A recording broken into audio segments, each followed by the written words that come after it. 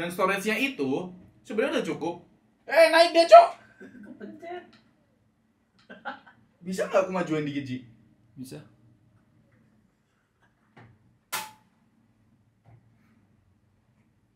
Cut.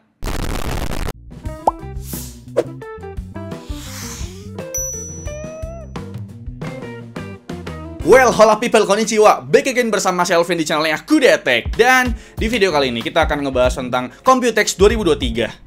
Iya enggak juga sih, tapi iya juga sedikit lah ya. Oke, jadi kemarin seminggu kita ada di Taipei, di Taiwan ya. Jadi kita melaksanakan tugas kita menjadi konten kreator yang meliput acara Computex 2023. Tapi kita udah pulang ke Indonesia, ke tanah air cinta gitu, ke tanah air yang kita cintai itu ya. Dan kenapa kita cuma seminggu? Karena kita tidak doyan makanan di sana, makanya kita pulang-pulang cepet gitu lah.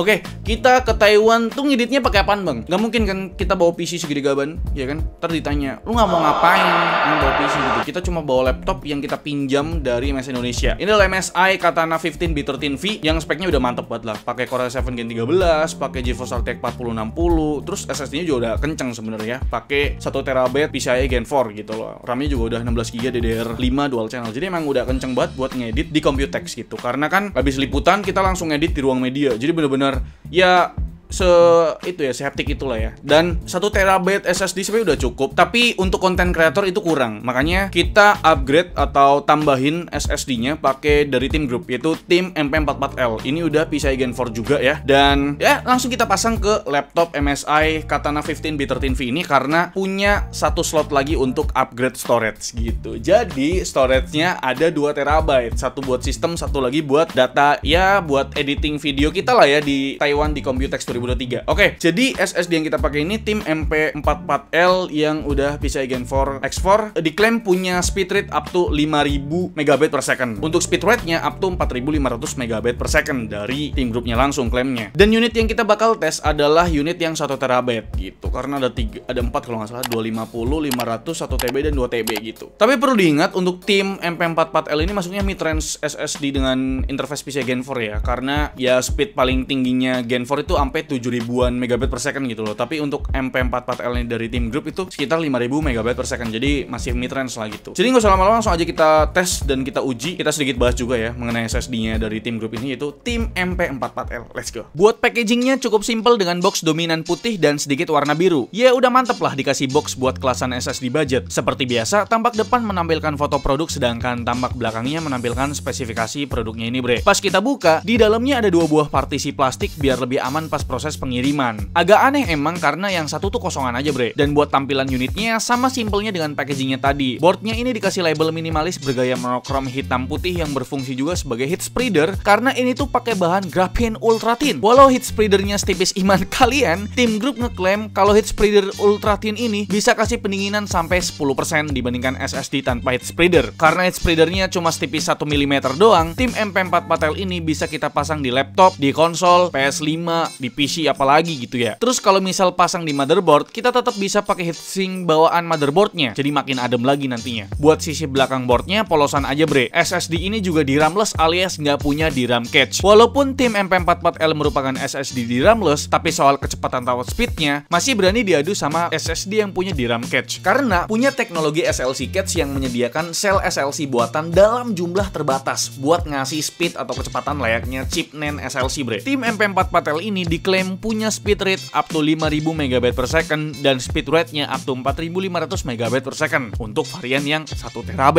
Soal masa pakai atau TBW-nya, untuk unit yang 1 TB ini mencapai 600 TB. Sedangkan yang kapasitas 2 TB punya TBW up to 1200 TB. Gokil, awet banget ini. Oh iya, opsi berdasarkan kapasitasnya mulai dari paling kecil 250GB, 500GB, terus 1 TB yang unit kita review ini, dan paling gede itu 2 TB. Dan buat 3D NAND flash-nya pakai chip dengan tipe HGCC 11BH41834. Panjang amat sih namanya gitu. Yang informasinya tuh sangat minim di internet bre. Saya tuh cuma dapat sedikit informasi di salah satu forum Korea dan mengatakan kalau chip ini dibuat oleh YMTC atau Young's Memory Technology Co. Ya pronounce-nya harusnya nggak kayak gitu sih, tapi kayak gitulah ya.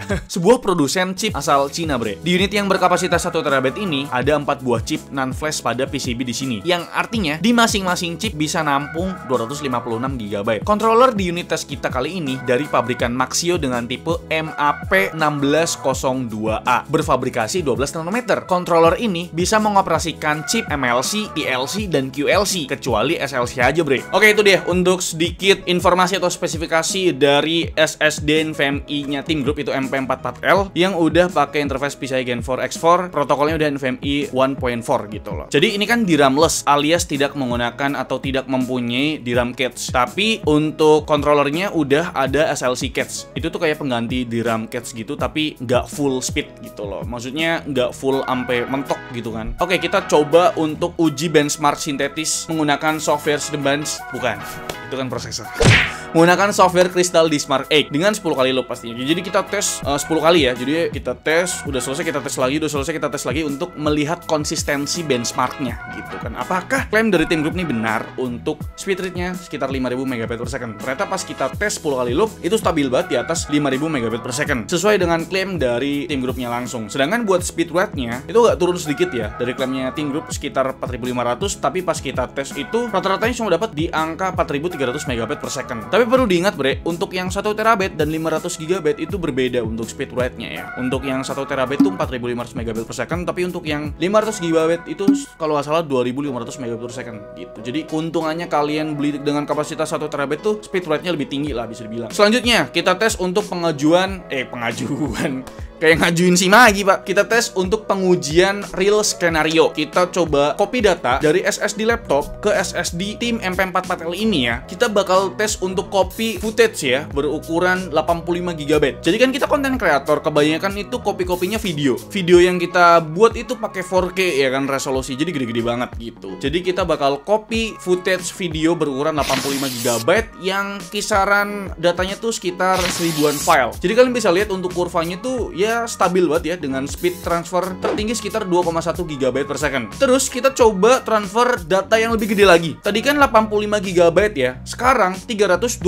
GB. Jadi kurang lebih 4 kali lipat filenya lebih besar gitu loh. Ini tuh filenya campuran sekitar 3000-an file gitu dan lumayan banyak banget lah. Kalian lihat untuk kurvanya, dari awal sampai proses sekitaran 50% itu dapat speed kira-kira 2 GB per second yang cukup stabil ya. Abis itu agak turun di 1,2 GB per second sampai akhir proses transfer data. Jadi kesimpulannya SLC cache ini sebagai pengganti DRAM cache tapi nggak full. Kalau kalian beli SSD dengan DRAM cache itu kalian bakal ngedapetin speed yang sangat stabil dari awal sampai akhir. Tapi karena ini kan DRAM-less, tidak ada DRAM cache-nya, hanya mengandalkan SLC cache gitu ya. Jadi cuma sekitar 50%-an lah. Jadi kopinya tinggi, nah di proses pertengahan dia bakal turun. Jadi ya sebenarnya speed aktualnya, speed aslinya dari chip TLC ini yang digunakan oleh tim MP44L adalah sekitar 1,2 GB per second gitu. Tapi karena bantuan dari SLC cache ini bikin speednya tuh kenceng di awal dan sekitar proses 50% dia turun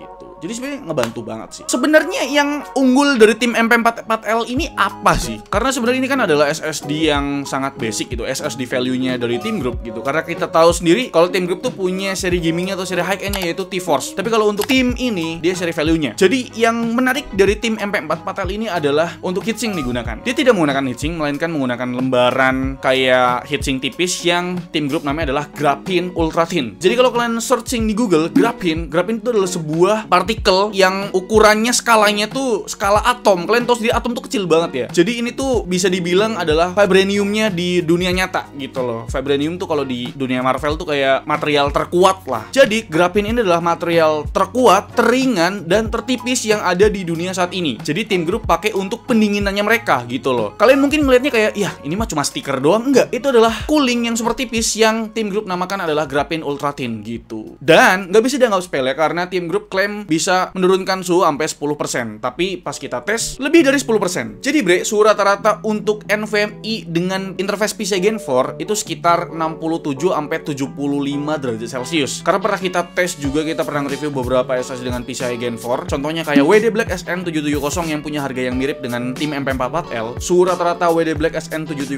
yang 1 TB itu sekitar 67 sampai 69 derajat Celcius. Yang which is itu suhu rata-rata SSD dengan interface PCIe Gen 4. Tapi untuk WD Black SN770 itu tidak menggunakan pendingin apapun, tidak menggunakan cooling apapun gitu. Jadi ya rata-rata suhu aslinya standarnya sekitar 70-an derajat Celcius. Tapi karena tim MP44L menggunakan cooling tipis banget lah ya, kayak stiker yang tim grup namanya Graphene Ultra Thin. Nah, penurunan suhunya tuh bisa sampai 12 derajat Celcius. Benar sekali, suhu maksimum tim MP44L itu cuma sekitar 49 derajat Celcius. Itu jauh banget loh dari WD Black SN770. Jadi penurunan suhunya sekitar 18% dari WD Black SN770. Dan kesimpulannya, kita langsung ngomongin harga ya, karena kesimpulan ada harganya juga gitu kan. Jadi harga dari tim MP44L yang 1 TB ini sekitar 1,6 jutaan. Dan untuk WD Black SN770 juga sekitar 1,6 jutaan. Jadi mirip-mirip harganya, sama-sama menggunakan PCIe Gen 4 dan DRAM-less tanpa menggunakan DRAM cache gitu kan. Di harga 1,6 juta, tim grup tuh ngasih garansi 5 tahun. Sebenarnya garansi 5 tahun tuh standar garansi SSD NVMe dengan interface PCIe Gen 4 ya. Karena mungkin ini pakai chip TLC juga sih gitu. Mungkin kalau pakai QLC dia bakal kasih garansi sekitar 3 tahun gitu. Karena QLC kan ya chip paling rendah gitu kan dan gampang rusak. Jadi tim grup ngasih garansi 5 tahun itu udah oke banget. Sebenarnya banyak banget brand-brand SSD NVMe PCIe Gen 4 1 TB yang harganya lebih murah daripada tim MP44L. Tapi untuk tim MP44L ini unggulnya ada di cooling. Itu aja sih. Dan menurut kalian gimana? Apakah dengan 1,6